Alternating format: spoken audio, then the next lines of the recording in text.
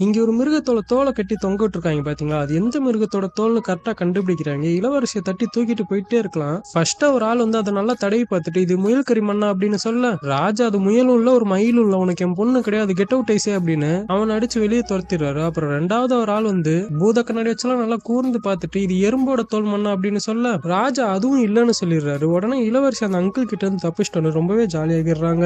இப்ப அடுத்ததா ஒரு அழகான பையன் போட்டிக்கு வரத பார்த்ததும், இளவரசி கட்டுனா இவன தான் கட்டணும் அப்படின்ட்டு அவங்களோட ஃபாதர் கிட்ட போய், "நைனா அது என்ன விலங்கோட தோல்னு என்ட்ட மட்டும் சொல்லுங்க. நான் யார்ட்டயும் சொல்ல மாட்டேன்னு" நைஸா பேசி சைஸா கொஸ்டின் பேப்பர் லீக் பண்ணிடலான்னு பாக்குறாங்க. ஆனா ராஜா ரொம்பவே ஸ்ட்ரிக்டான ஆபீசருங்கிறதுனால ஆன்சரை சொல்ல முடியாதுன்னு சொல்லிடுறாரு. அதனால அவனும் ஆன்சரை தப்பா சொல்லிடுறான். உடனே இளவரசியும் மனசு உடைஞ்சு போயிடுறாங்க.